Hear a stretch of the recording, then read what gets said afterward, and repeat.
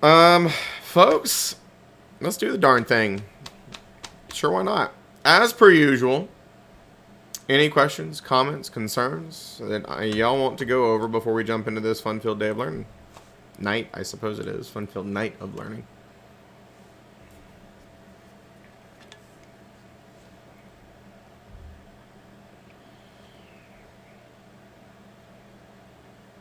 Can we do another example of what we saw last night? The math? Yes. So just kind of like make sure we understand. Mm-hmm.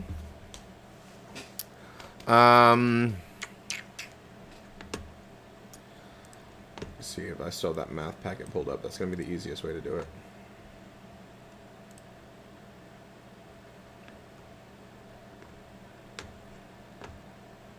How about the one that I kind of said something about, but I didn't make you do? This one.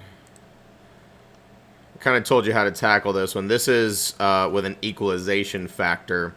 So what you're going to have to do is figure out what you're being taxed on first, and then figure out the tax bill, making sure that you pay attention to all the information in there. So give that one a shot, and then I'll work through it with you before we pick up where we left off. This one, right there.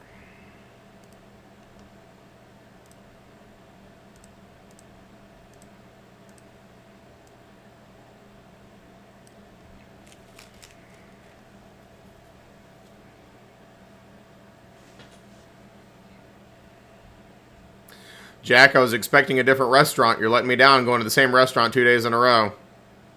I thought about Taco Bell. Yeah, well, you know. There's always next week.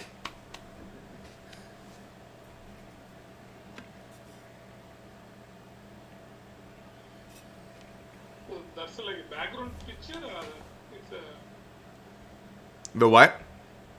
for the Jack. He's in front of Olive Garden. Oh, he's sitting now. Yeah, he's just got a virtual background for Olive Garden. Oh, okay. Last week it was Chili's. Yeah, we keep it classy. That's right, absolutely. No, maybe he has a. We never know. He has a partner. You know? Right, you'll never know where he'll be.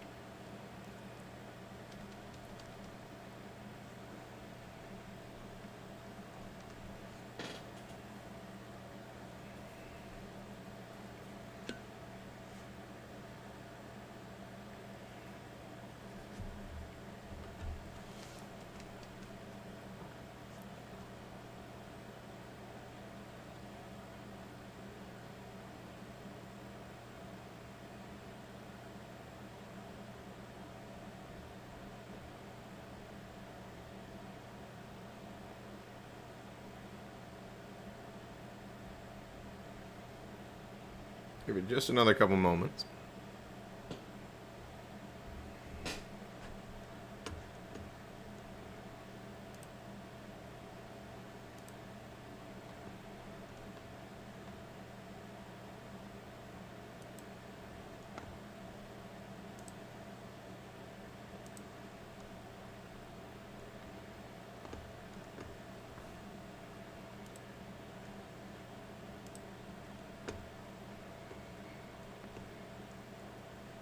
So let's talk about this, and I'm actually going to make you double up on this, and I'll show you what I mean in a second. But a house with a market value of $50,000, and I told you, market value technically means, we're going to learn this in a later section, what an appraiser says it's worth. You could easily get, and I keep referring to this as an equalization problem, you could easily get an equalization factor that says it's based on the market price. This is where I remind you, just do what the question says, right? Don't think you're smarter than it. Don't think it's trying to trick you. Just do what it says. So, is located in a city, that's important, where the assessed value, which is what we base the taxes off of, is 60% of the market value. So you're not using this for taxes. You need 60% of that for the taxes. And so what you're going to do is take your, let me erase this right here, $50,000 and multiply it by your 60%, which means we are basing the taxes on an assessed value of $30,000. And then you've got your county tax rate and your city tax rate. Add them together. So your tax rate is $3.45 per 100. Okay, that's a per 100 rate. So $3.45 divided by 100 converts that to a per dollar rate. Per dollar rate times your assessed value that you're basing the taxes on will give you $1,035.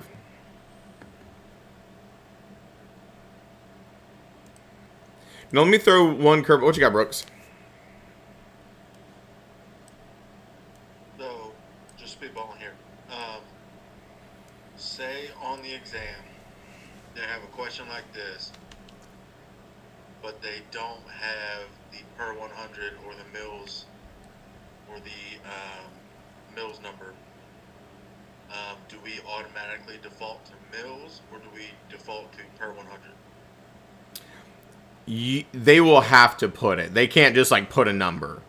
There's no realm that that'd be possible. So like they can't just say $1.45 because like that's not a tax rate. It has to be per 100 or mills, and you will always see it. And I told you the only other way you can see this is like a 1.45 slash and then the number 100. But typically it says per 100.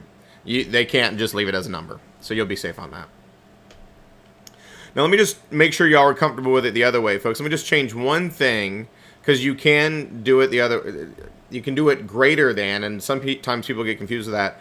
You could just as easily say that the market value is 100... I'm sorry, the assessed value is 140% of the market value.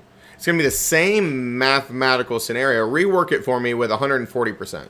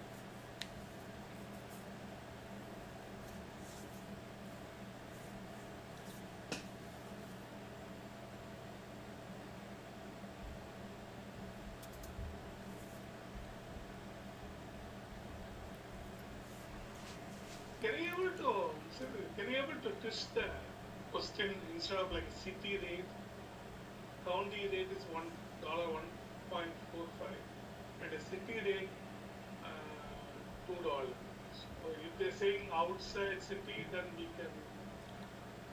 If it says outside the city, you would have to ignore the city rate and only charge them the county rate.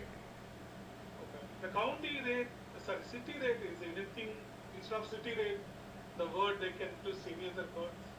Yeah, you're only going to pay the city rate if you're located in the city limits, but you always have to pay the county rate. Yeah, always have to pay the county rate. So in this example where I've just changed it up a little bit, you know, sometimes people have a little bit more difficulty grasping the, oh, it's greater than that number, right? Like 140%. And I told you, with percent, think of it like change. 140% would be like putting 1.4 in a calculator. And if you don't like converting it, let the calculator do it for you. 50,000 times 140, and you can hit the percent sign. And so what they're basing the taxes on now is 70,000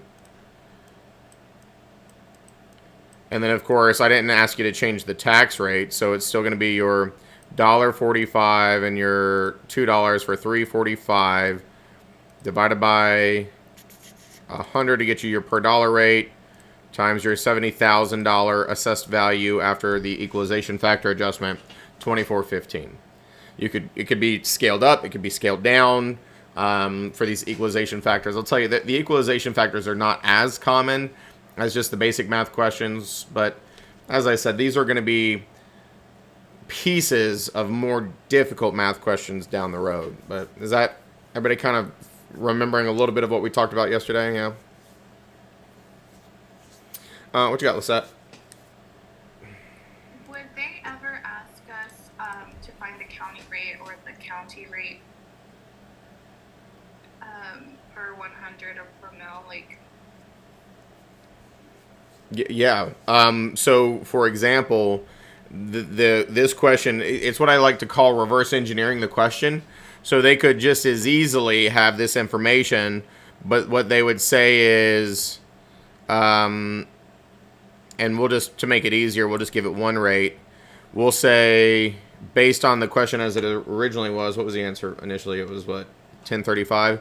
What they'd say is something along the lines of, a house with a market value of $50,000 is located where the assessed value is 60% of the market value, and then it'll say, what is the tax rate, right? It's going to ask you to find that, and that's where that T-bar comes into play, because you've got this missing variable, and so you've got to reverse engineer the problem to figure out what your per 100 rate was.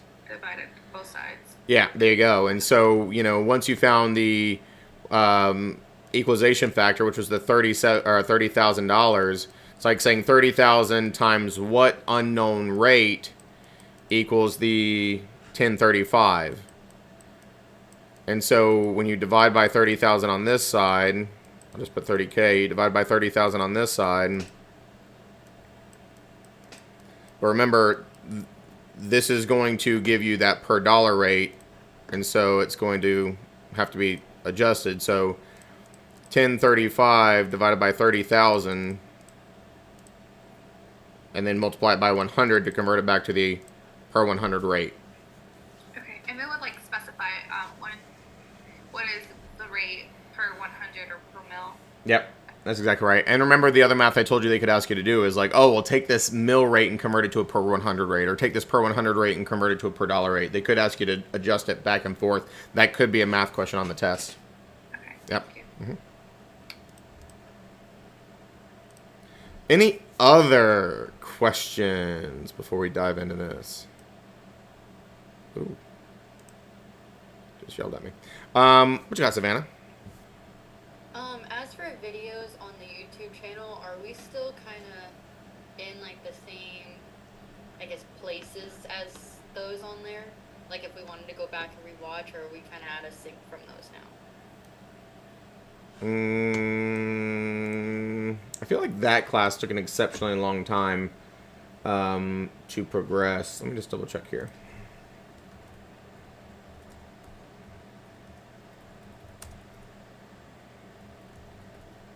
There is a chance. I'm not going to promise it to you because I don't know if it was like Donna or somebody that asked me on day one if these are going to be uploaded. I'm not going to promise it to you, but I am considering uploading your class next week. So you would have that as well. I'm not promising anything. Okay, none of you guys be like, "But Seth, promise." No, I didn't. I'm thinking about it. Okay, I'm considering it. Hey Savannah and Seth, this is Donna. Because I missed the class, I went and looked at the videos to try to make up, and it seems as if our class is pacing a little ahead of the other class that's uploaded. It seems that way. I don't know. That's what I was thinking. I couldn't swear to it without checking because I think that class moved a little bit slow. Like they just like had a lot of questions. Yeah, I've got a lot of questions, but they have a lot of questions. Let's see. We're at day 6. Transfer of title. Yeah, we're actually right now we're tit for tat because day 6 is transfer of title. That's where we're at. So we're good.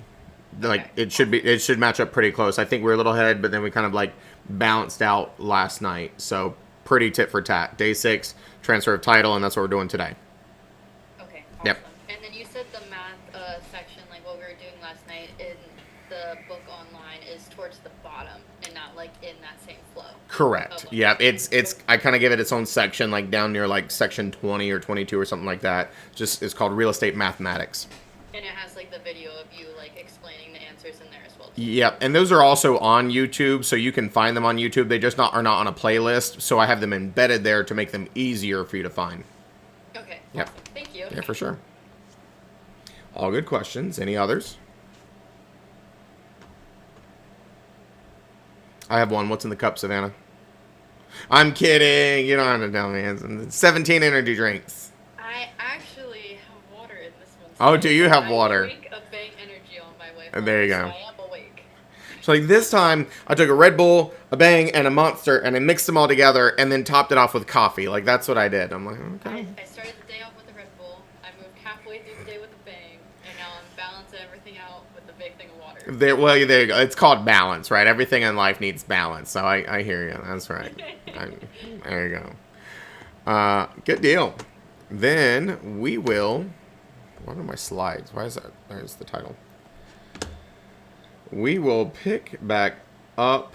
Can we say 15% by switching to Geico? Maybe. It's possible, right? I don't know. That's what they say. I am not a spokesperson for them. I don't get any kind of royalty. I don't know. Let's jump back into it, folks. We have been a rocking and a rolling with all kinds of fun-filled discussions between appurtenances and encumbrances and liens and different aspects of what we would call the introductory real estate stuff. And this is where it's kind of like the last, what I would call, really weird section before it gets into the most testable stuff. And so most of this section, I'm going to say most of it's not too bad, but there are two specific things within this section that are like, and one of them is a type of legal description, and one of them is because of the way that I have to teach deeds and what's necessary for a deed and the things that you have to memorize with it. So let me explain as we just jump into this, right? Legal descriptions and the transfer of title. Well, you've already heard me start talking about the transfer of title a little bit. In real estate land, there is no such thing as a title. I said this already. When you have a car, you have a car title, and that is this piece of paper that says you own it. And of course, if you finance your car, the lien holder, the bank that you borrowed money from in North Carolina, they hold your title until you pay it off, and then they send it to you. Real estate doesn't work that way. There is no title. Title is a concept of ownership. You are said to hold title. But the way that we show title has transferred is between parties is a deed. And we have the grantor and the grantee. Remember, grantor being the giver, grantee being the receivee. How those Oranese words work. And so, folks, if I was to tell you that I was selling you 123 Main Street, and you thought that I meant 123 Main Street, the beautiful 6-bedroom home on 17 acres with a swimming pool and a picket fence. But what I really meant was 123 Main Street, which was a dirty, dilapidated fixer-upper on 0.2 acres. Do you think you'd be upset if you bought that house thinking you were getting the one, but you actually got the other? Yeah. And so you have to understand that in any given municipality, folks, there is more than one Main Street, more than one Martin Luther King Jr. Boulevard, more than one West Street. And so for the sake of real estate, we can't just use the street address. We actually refer to the street address as an informal reference. Do we use it? Yes. Do we solely use that? No. It is not considered legally sufficient in and of itself to transfer title to real property. So we need something a little more formal called legal descriptions. I'll give you a prime example, right? The example I just gave was a little nutty, but true story. I had some clients call me one time wanting me to come look at their house and talk about potentially listing it. And they texted me the address, and I started driving there, and like my GPS said, oh, it's going to take about 20 minutes. I said, okay, yep, that's right. So I started driving there, and as I started driving, I realized it was having me take some turns, and I'm like, this isn't the right way. And so literally maybe 5 miles apart was the exact same address, but one was technically an Andrew address, and one was technically a Benson address. But the GPS, I mean, they're so close in proximity that I just clicked one and started going. And so this is why we need legal descriptions, so that there's never any confusion about what was being transferred, what ownership you got, who had it, everything in between. So we've got 4 types of legal descriptions that are testable for all intents and purposes. And they are testable on the national side, but exist in multiple states. What we call the meets and bounds legal description, the government rectangular survey system, reference to a recorded deed, and reference to a recorded plat. These are technically 2 different ones, right? Reference to a recorded deed and reference to a recorded plat. And so the reference to the recorded plat is also called this right here, the lot and block method. So you'll see that a little more in a second. So there's 4: meets and bounds, government rectangular survey system, lot and block or reference to recorded plat, and reference to recorded deed. So let's start with the meets and bounds, folks, which is arguably going to be the easiest from a testable point of view. It's not the easiest from a real world point of view, but it's easiest for the testable point of view. When we say meets and bounds, what it's referring to is distance and direction. Meets is how far, bounds is what direction. In other words, it is a written legal description where somebody would identify a very specific point, and that is called the point of beginning. And then they would give you instructions on which direction to go, that'd be your bounds, and how far your meets. And you would hit another kind of stopping point. That is called a marker. And then they would give you another set of directions. By the way, the directions are called calls. And they would tell you how far to go in which direction. And then they would do it again. And then they would do it again. And then they would do it again. And so the whole purpose is a description of this property and how to draw the perimeter of it. And so these legal descriptions are considered legally sufficient when a surveyor can go out and find it. Not you or I, okay, but a surveyor who's licensed to do this.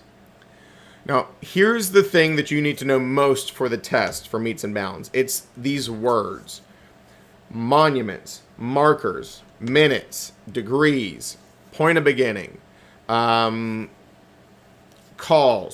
All of these are words that you would have to recognize. So if they said, which of the following would be, or which of the following legal descriptions utilizes point of beginning, calls, minutes, monuments, and you would just have to say the meets and bounds. Now, a little bit of fun factoids. It is predominantly used in the original 13 colonies as we were colonizing the United States of America, what it is now. And so this did come from overseas and still used today. Surveyors still use it. Now, once upon a time, the markers or the monuments were really random things. That tree, that creek, where the creek intersects this, that rock. But of course, those things can move, so those are not necessarily the best way of marking out property if you're expecting it to be a good legal description over a long period of time. And so nowadays, when a surveyor goes out and stakes something, and they typically put an iron rod in the ground as a kind of a monument or a marker.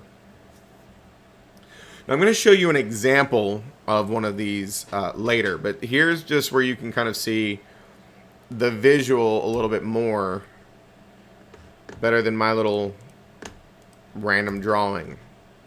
So you would have this named point of beginning. There's no picture. This is just a visual representation. It is all words on a piece of paper.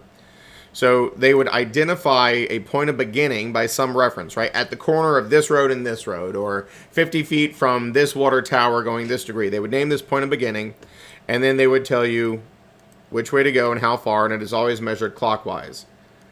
And it has to start and end at that same point of beginning.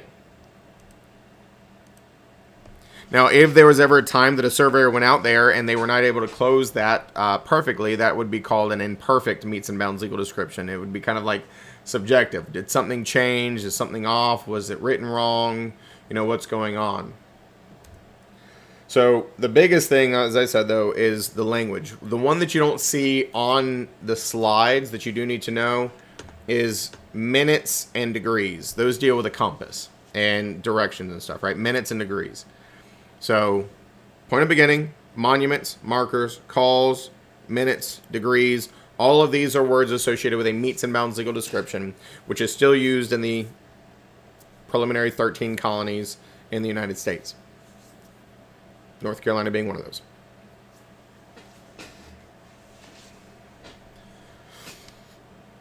So from a testable point of view, easy peasy. From a real world point of view, kind of confusing. As you might imagine, folks, if you had a property with like hundreds of acres that was not just a perfect square, these meets and bounds legal descriptions could be up to like 13 pages in some instances, right? Can you imagine like just how cumbersome that is to go out and for 13 pages of directions to go out and find all this stuff?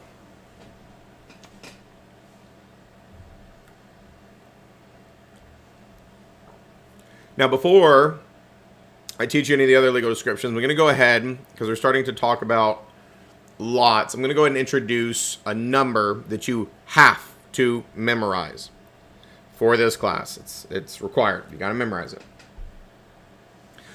The number is 43,560.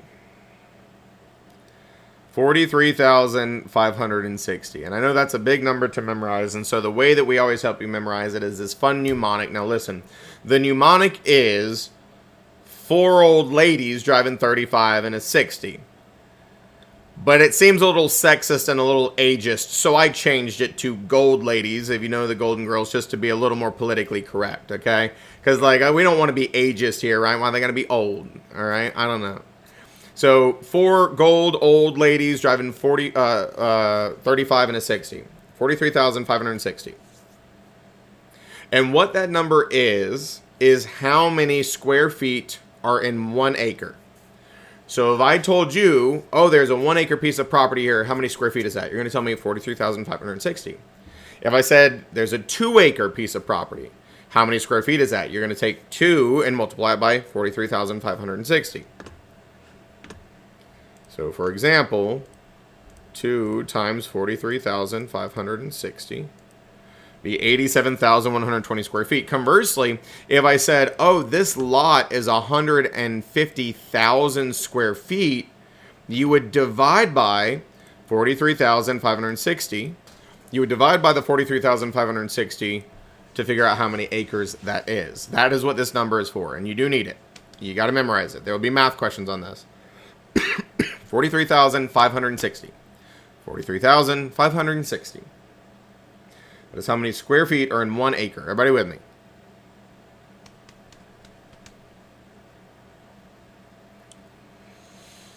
So,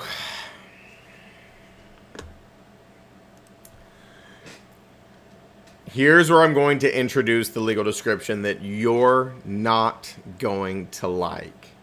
And this is the one that Donna and I were talking about yesterday when I said you're not going to like it, and it's not heavily testable. You may get a question or 2. So when I teach it to you, it's probably going to hurt your feelings more than anything else I've taught you thus far. Most people are just like, this is gross. And I get it. It's like, it's not that bad once you grasp it, but it's another one of those concepts when I first introduce it, there's just like 1% of brains that can even possibly stomach it. And the rest of them are just like, this is, So it's called the Government Survey System. Also sometimes referred to as the Rectangular Survey System or the Government Rectangular Survey System. Folks, if you have ever flown in an airplane out west, you have probably noticed that they are very much set up in grids, exactly like you see here. Well, you can thank Thomas Jefferson for that. As they were moving out west and colonizing, he said, well, why don't we come up with a more uniform system of doing it? And we will call it the Government Survey System, and it will be based on these grid patterns. And it is. Now, the grids are based on what we call principal meridians and baselines, kind of going with longitude and latitude. There's like some identifiable certain ones, and then it's like builds off from it. Now, this is predominantly west of the Mississippi River. So before I teach this to you, take some solace in the fact that if you only ever do real estate in North Carolina, you will never use this in your life. You just have to know of it to answer a question or 2. So I'm going to skip forward because I don't want you to focus on this yet. I just want to explain to you with a visual here, okay? I told you, this is based on principal meridians and baselines. And so the legal description would identify this principal meridian and this baseline as kind of the starting point. Think of them more than anything kind of like in math, your X and Y axis. The only thing is, though, in math, it was X and Y. In this, it is a compass. All of this should always be thought of as a compass. North, south, east, and west. If you didn't know this, we live on the east coast in North Carolina, and California is the west coast. That's how this goes. And so, on these principal meridians and baselines, they kind of look at it as a grid, and they kind of block it off every 6 miles. So from here to here is a 6-mile span. From here to here is a 6-mile span. So on and so forth, right? From here to here is 6 miles. From here to here is 6 miles. And it continues that way. And so within these little dashes, you would have an identifiable square. And that is referred to as a township. And so, folks, if every single one of those dash marks is 6 miles, how big is that township?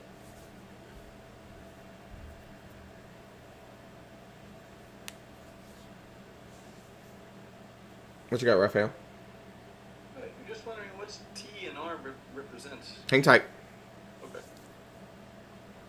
Baby steps. Yeah, 6 square miles. There you go. It is a 6 mile by 6 mile square, so that's called a township. Now, Raphael asked the question, what does T and R represent? This is how we identify the township. This particular township, which is 6 miles by 6 miles, and at the time Thomas Jefferson's like, oh, well, that's plenty of good size for a township. Of course, we realize nowadays, I mean, we got cities and towns, you know, much bigger than 6 square miles, but at the time, that was the thing. And so you reference it using this grid. And so this is township 3 north, range 4 east. So township 1, 2, 3 north, range 1, 2, 3, 4 east. That is how we reference the township based on this grid. If we were talking about this township, it would be township 3 north, range 3 west. If we were talking about this one, township 2 south, range 2 west. If we're talking about this one, township 4 south, range 4 east. It is based on this grid pattern, north, south, east, and west. Everybody still with me? Good, because this is the easy part. So, when you're looking at this township that is 6 miles by 6 miles, if you were to blow it up, not in like a terroristy way, but like a magnified way, and you look at it, within each township, there are 36 sections. 36 sections. So this grid right here that you see with these 36 numbers, that's this box we're looking at, right? We're just looking at it kind of zoomed in a little bit. And so, based on the fact that there is 1, 2, 3, 4, 5, 6 sections across and 1, 2, 3, 4, 5, 6 sections down, how big is each section?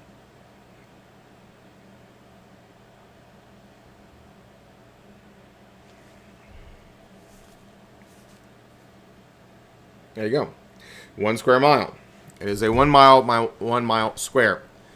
And so they count where number 1 is in the top right always. And folks, you got to imagine the time that this was done when Thomas Jefferson was around. They didn't have all the same stuff they have today. And so this is where you are going to plow it like it goes like plowing a field, right? 1, 2, 3, 4, 5, 6 drops down. 7, 8, 9, 10, 11, 12, 13, 14, 15, right? Goes zigzag back and forth. And it will always end with 36 on the bottom right. So number 1 is on the top right, number 36 is on the bottom right.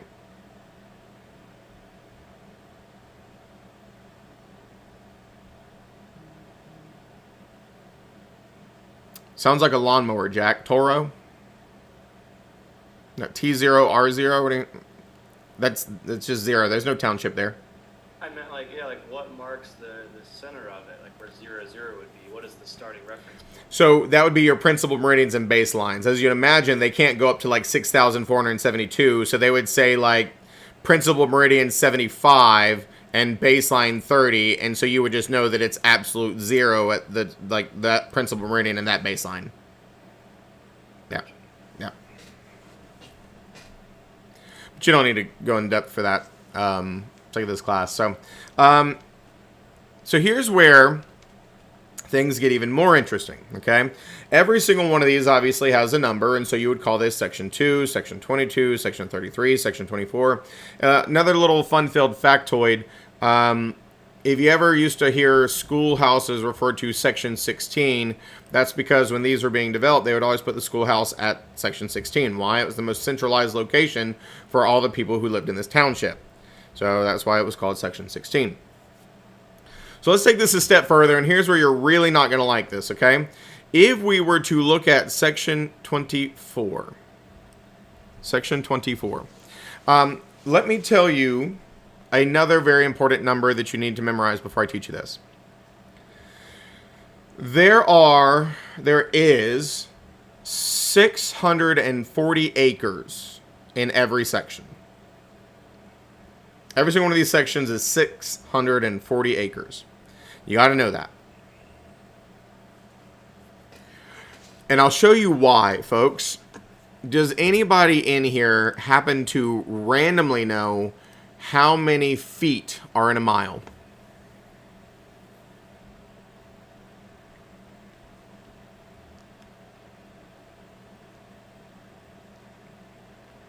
Close. There you go, Lena. 5,280. It sure is. So if this is a 1 mile by 1 mile square, that means that it's 5,280 feet by 5,280 feet, which gives us 27,878,400 square feet. How many square feet are in an acre?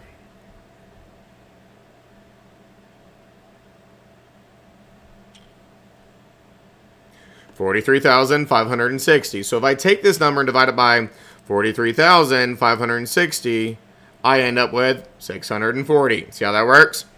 640 acres in every section. Now here's the part that nobody loves, okay?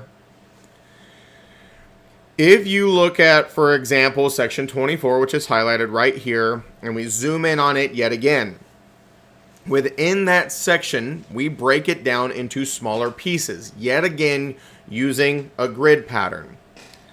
And so if we were referring to this specific piece of shaded property right here, you've got to think of everything as a compass. So that, and let me use a different color here just to kind of make a point.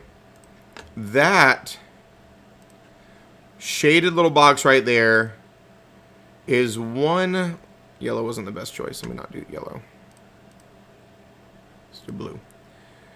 Is one piece, more specifically 1/4 of this bigger box. Everybody see that? And so here's how we identify this. If we were trying to give this a legal description, I want you to think of it as the compass, right? You draw your lines here like a compass. North, south, east, and west. That shaded piece we're referring to, that is called the northeast 1/4 or the northeast 1/4 of that box. Makes sense, right? Northeast. Everybody still okay? Let me just make sure I understand you. So the box you're shaded in red, 24, Seth, is that box representing the shaded box or the, what box is that 24 representing? 24. Is it the shaded box or the full? The full box. 24 is this full thing. Okay. But now I'm looking at, and I can give it, like pink. Now we're looking at this small piece of 24. So this shaded piece right here is the northeast 1/4 of this square right here. Not the full thing, just this square right here.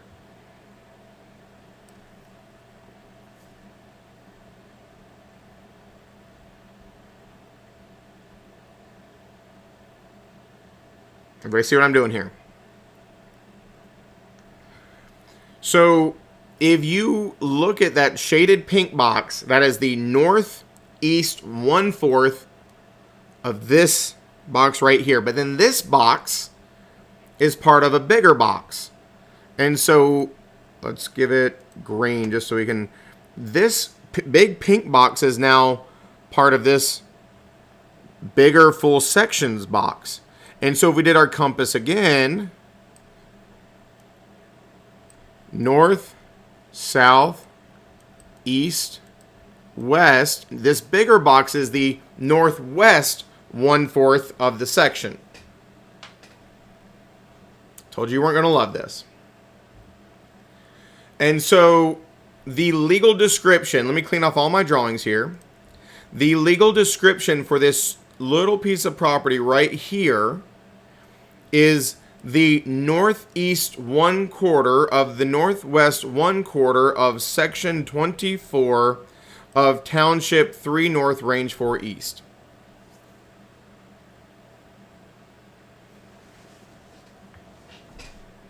You have my permission to hate it. I've taught this so many times. I know you hate it. You don't have to tell me you hate it. I know. It would be written exactly as you see here. Here's the legal description.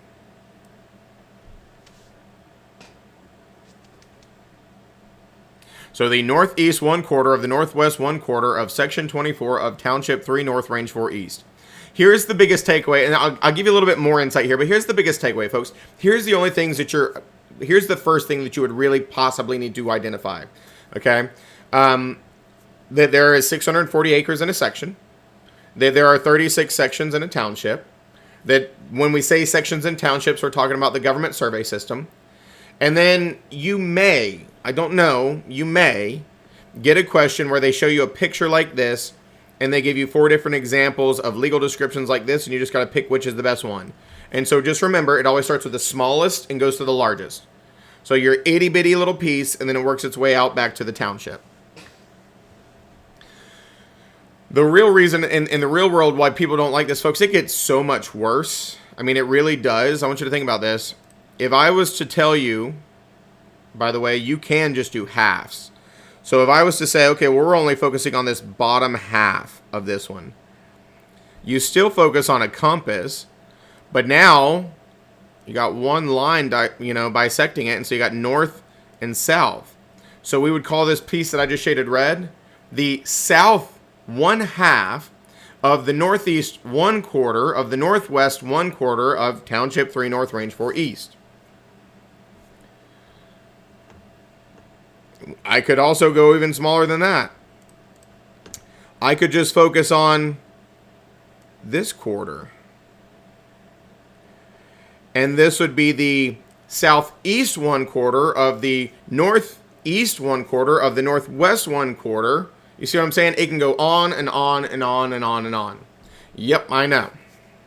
It's terrible. With a capital T. Trust me, I get it. Can you repeat what you said? So we need to, like, other than this example of how to locate it, what you said we need to focus on? That a section contains 640 acres. That there are 36 sections in a township. That the townships are based on principal meridians and baselines. And that if I was saying sections and townships, I'd be referring to the government survey system. The only other things that I think that you could possibly see on a test, I told you, they may have you pick the legal description. Now, I've been told, and I'll show you this, but I've been told there used to be math on this. I've been told that they've done away with the math. I'll show you what the math looks like, Cheyenne. Don't panic, okay? I can see it on your face. I'll show you what the math looks like because I don't necessarily always trust them when they say they've taken something off the test. But the math was actually arguably the easiest part. Let me answer Savannah's question, then I'll tell you the one other thing that you may see that I've seen in some materials. What you got, Savannah? Okay, I'm sure you probably answered this question already, but we've said a bunch of words in the past 5 minutes. What does the T and R stand for again? When you're looking at the first one with the principal, that T and R for that box? Yes. Township 3 North, Range 4 East. So, Township 1, 2, 3 North, Range 1, 2, 3, 4 East. Okay. Yeah. Okay, now I'm seeing it. Yeah. Thank you. Mm-hmm. because that box is a township, so you're automatically referring to a township. Township that is 1, 2, 3 to the north, and range 4 east to the west. Yeah, the north was throwing me off until you said it, and then now I'm seeing it right there, so thank you. Yeah, for sure. What you got, Donna? Seth, would you mind repeating, what are the 4 things again? 640 acres in a section, 36 sections in a township. What were the third and fourth things, please? Principles, meridian, baseline. Yeah, that the townships are based on principal meridians and baselines, and that if I was talking about sections and townships, that I'd be referring to the government survey system. Okay, thank you. Yeah, for sure. So let me show you what the math looked like, just in case. And the math was arguably, as I said, one of the easier parts, if we're being completely honest, because, for example, if you look at this legal description over here, the math was always like, well, how many acres in this piece of property? Or how much did they spend?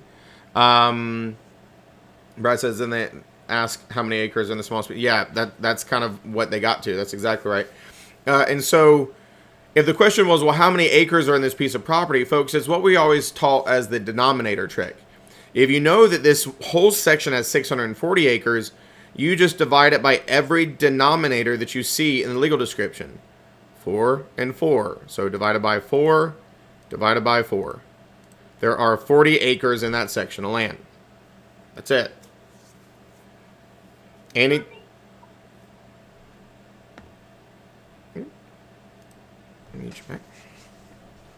So let me ask you one other question, see if you can come up with this here. The only other thing that I've really seen in materials that I don't know if it will or will not ever make it onto a test, you may get a question like, what section is directly west of section 6?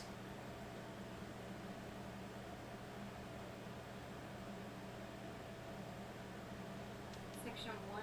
Section 1 of the township to the west. So if I said, what section is directly south of section 31?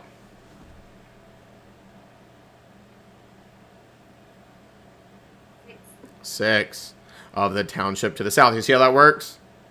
Because this just repeats, right? There are 1 through 36 in this box, 1 through 36 in this box, 1 through 36 in this box. It's just ongoing in all these different townships. That's it. Don't stress too much about this. Like, I mean, we used to spend like 45 minutes to 2 hours, depending on how stressed people were in this. And I've realized, I mean, they really dialed it back a lot. And so we just, I think that's enough. Will they show us the subdivision of township, or is that kind of something we need to make a mental note of? You mean like a picture like this? Or the middle picture with like the sections and the numbers, like do you... No, you're not going to get that on the test. You would have to know. Okay. Yeah.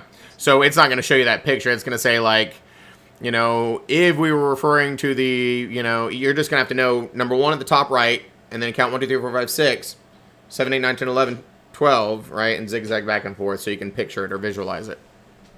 Yeah. Now, I skipped over the previous slide just because I wanted to explain it, but I mean, you've already kind of gotten this. This just reminds you that it's this grid based on principal meridians and baseline, uses sections and townships, right? Townships being the bigger piece, 6 square miles. Sections being the smaller piece, 1 square mile each, containing 640 acres in one section, and mainly used west of the Mississippi. I think these are all your biggest takeaways here. But I told you it's terrible. And as I said, just take some solace, and if you only ever do real estate brokerage in North Carolina, you'll never use this.